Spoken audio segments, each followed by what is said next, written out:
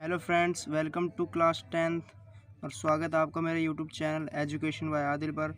और आज हम करेंगे क्लास 10th के मैथ की एक्सरसाइज 14.2 का क्वेश्चन नंबर 1। तो क्या कहता है क्वेश्चन नंबर 1, पढ़ते हैं। निम्नलिखित सारणी किसी अस्पताल में एक विशेष भर्ती में हुए रोगियों की आयु को दर्शाती है। ठीक है, आयु वर्षों में इस तरह दी हुई है और रोगियों की संख्या दी हुई है हमें।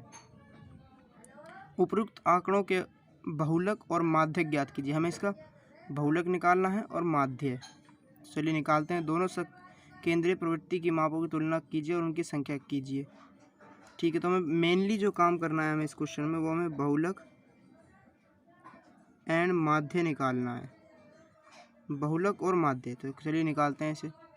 तो करते हैं एक्सरसाइज 14.2 का सॉल्यूशन नंबर 1, जो काफ़ी इम्पोर्टेंट है क्योंकि इसमें हम नई चीज़ सीखेंगे माध्य यानी मीन के अलावा।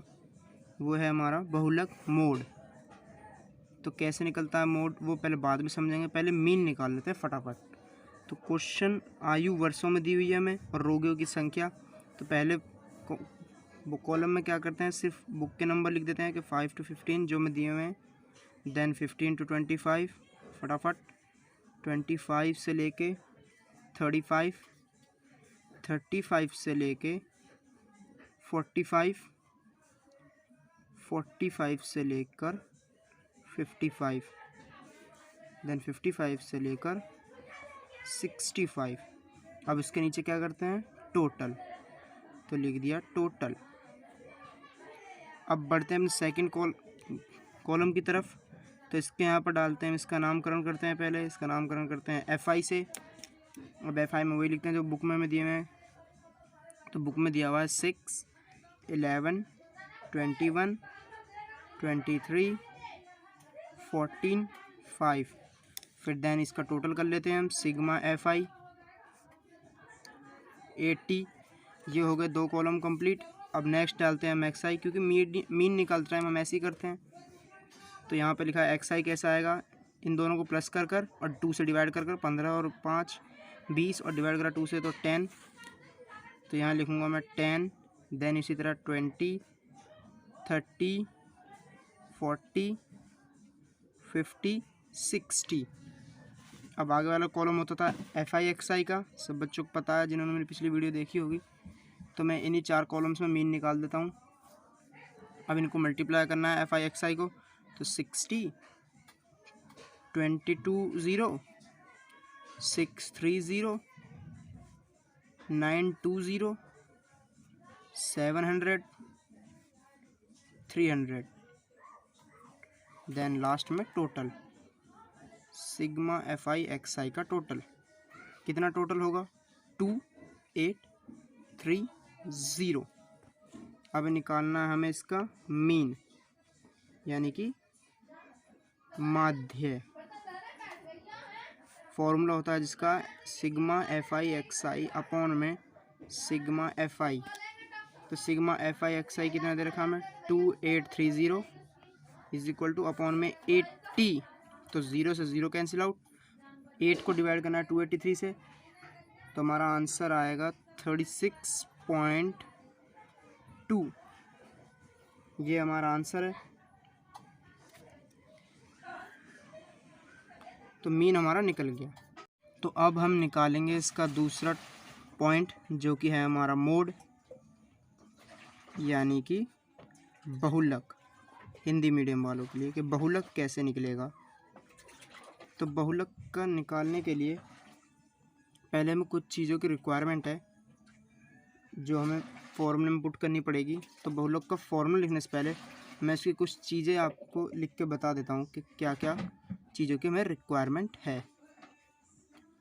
तो पहले आपको बहुलक निकालने से पहले आपको पहले कॉलम में देखना है, आपको लेट कर लेना है L नंबर। तो L नंबर कैसे लेट करेंगे, मान लो मैंने किसी को भी L मान लिया, यहाँ पर इस चीज़ में मैंने इसे L मान लिया 35 को। ठीक है, आप कुछ भी मानो लेकिन मैंने तो L मान लिया 35 को। ठीक, अब ध्यान से सुनना बच्चों, जहाँ मैंने L माना है ठीक उसी के सामने होगा हमारा F1। ये बात ध्यान रखना, जहाँ भी मैंने L माना है उसके ठीक सामने होगा F1 एंड देन उसके ऊपर होगा F0, देन उसके नीचे होगा F2। तो ये मैंने लेट कर लिए 3। पहले मैंने पहले वाले कॉलम में L मान लिया किसी भी नंबर को, फिर मैंने दूसरे कॉलम में उसी के ठीक सामने F1, उसके ऊपर फिर F0 और नीचे F2। 2 काम ख़त्म। बस इन्हीं चीज़ों की हमें बहुलक में ज़रूरत होती है। तो बहुलक का जो फॉर्मूला होता है वो होता है L प्लस ब्रैकेट में F1 माइनस के F0 अपॉन में 2F1 minus F0 minus F2 into में H इंटू में H। अब मैं आपको ये सिंप्लीफिकेशन करने के लिए ये होल नंबर्स लिख के दे देता हूँ साइड में, फिर इसे सॉल्व करेंगे इनकी वैल्यूज़ को पुट कर। तो ये क्या क्या है, इन्हें पुट करते हैं इन नंबर्स को जो ही फॉर्मूले में दिए हुए हैं। L मैंने कहाँ देखा, मैंने लेट का हुआ था। L कितना है, L 35। तो हम यहाँ लिख देंगे 35। जैसा फॉर्मूला बोल रहा है वैसे ही करेंगे, प्लस का निशान, ब्रैकेट ओपन, ठीक है। F1 हमारा कितना है, ध्यान से देखो, L के सामने F1 होता है तो 23 माइनस के F0, F1 के ऊपर F0 होता है तो 21 अपॉन में 2F1 यानी कि 2 मल्टीप्लाई में F1 की वैल्यू कितनी है 23, ठीक है, minus as it is F0 की वैल्यू 21 माइनस F2 की वैल्यू देखो 14, F1 के नीचे होती है F2 की वैल्यू तो 14, ब्रैकेट क्लोज।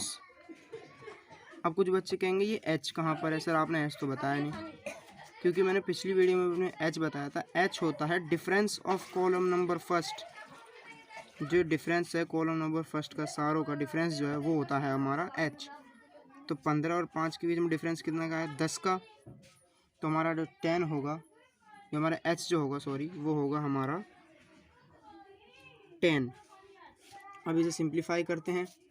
सिंप्लीफाई करने का सिंपल तरीका, 35 एज इज रखो, प्लस में एज इट इज़ 23 में तो 21 गए, कितने बच्चे 2, देन 2 को मल्टीप्लाई कर देंगे 10 से तो ऊपर आ गया हमारा 20, ठीक है सर। अब नीचे वाला देखो कि 23 को मल्टीप्लाई करेंगे 2 से तो 46 माइनस के 21 माइनस के 14 ये बचा, देन ब्रैकेट। अब आगे करेंगे 35 प्लस में, अब इसे सॉल्व करेंगे तो ये बचेगा 20, नीचे वाले माइनस करो, पहले इन दोनों को प्लस कर लेते हैं, 4 और 1 5, 2 और 3 35। अब 46 में से 35 आप माइनस कर दोगे तो कितने बचेंगे 11, क्योंकि बड़ा नंबर प्लस का है। अब मैंने आगे सॉल्व करा, 35 प्लस में डिवाइड कर लिया 11 को 20 से, तो आंसर आया मेरा 1.81। तो अब मैं इसे प्लस कर दूंगा तो मेरा आंसर जो बनेगा वो बनेगा 36.81। तो यही था मेरा आंसर और ये हमारा बहुलक निकल गया। सिंपली मैंने कुछ नहीं किया, मैंने पहले वाले कॉलम में किसी को भी लेट कर लिया L, देन उसके सामने वाला F1, उसके ऊपर वाला F0, नीचे वाला F2, सॉल्व कर फॉर्मूला लगा कर H मैंने बता दिया है difference of column number first number, जो डिफरेंस है इनका वो 10, सिंप्लीफिकेशन करा, मेरा आंसर आया ये। तो बस आज की वीडियो में इतना ही। वीडियो देखने के लिए बहुत बहुत शुक्रिया। अगर वीडियो अच्छी लगी हो तो लाइक करो और चैनल को सब्सक्राइब करो और इस वीडियो को अपने दोस्तों में शेयर करो, क्योंकि इंग्लिश मीडियम और हिंदी मीडियम में इतना फ़र्क नहीं है। कुछ बच्चे बोल रहे हैं मैंने हिंदी मीडियम में लिखा है, बात तो वही हो रही है, फॉर्मूले और इंग्लिश में ही है। मैथ्स तो हिंदी हो चाहे इंग्लिश समझ में आ ही जाती है, क्योंकि मैथ्स में लैंग्वेज का इतना मेन रोल नहीं होता। मैंने लिखा है आयु वर्षों में, तो आप लिख सकते हो एज इन ईयर्स, रोगियों की संख्या, नंबर ऑफ़ पेशेंट्स, इस तरह करके आप क्वेश्चन को कर सकते हो। तो बस इतना ही आज की वीडियो में, थैंक यू।